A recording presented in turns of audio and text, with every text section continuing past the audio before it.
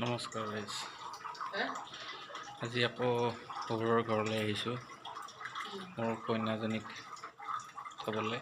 দেউতাকৰ অলপ অসুখ হৈ আছে, সেইকাৰণে ঘৰত কোনো নাই, সেইকাৰণে থ'বলৈ আহিছিলোঁ। তাকে বোলো ভাতকেইটাও খাই যাওঁ একেলগে, অলপ চৰ্দি অনুভৱ হৈছে, ঠাণ্ডা বতৰ না। তো পাকঘৰটো তাৰমানে আমাৰ সৰু দেউতাৰ পাকঘৰ, চাই ল'ব পাৰে। টেবুল চকী নিচেই সাধাৰণ ঘৰ, কিনো দেখাম। এইটো হ'ল পাকঘৰটো, এখন বাইক আছে, এইবোৰ আচবাব। আৰু আমাৰ শ্ৰীমতীজনী চাওক, এইয়া কি বনাইছে চাব।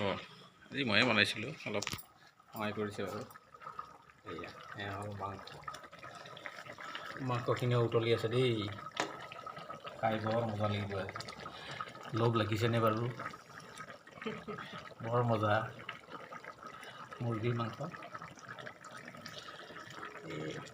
অলপমান মছলা খালি সেই চকুত লাগিছিলে, মানে হাতত লাগিছিল, চকুত হেৰি কৰি দিছিল, ধৰিছে বাৰু। ঠিক ধুনীয়া। আমি পিছে মাংস খুব ভাল বনাওঁ দেই, মই আৰু মোৰ কইনাই মিছেছে বৰ ভাল বনাওঁ। দেখিছে, আহিছোঁ যেতিয়া এসাঁজ ভালকৈ খাই যাব লাগে, হয়নে নহয়? আৰু আপোনালোকেও ভিডিঅ'বোৰ চাই ভাল পালে লাইক, শ্বেয়াৰ, কমেণ্ট কৰিবলৈ নাপাহৰিব।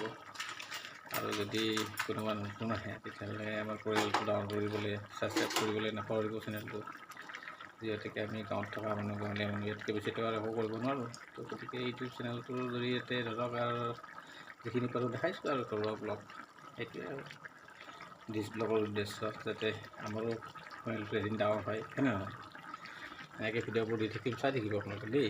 লগ পাম বাৰু অন্য এটা ভিডিঅ'ত দেই। আমি আৰু ছাবস্ক্ৰাইব কৰিবলৈ নাপাহৰিব প্লিজ। ঠিক আছে বাৰু।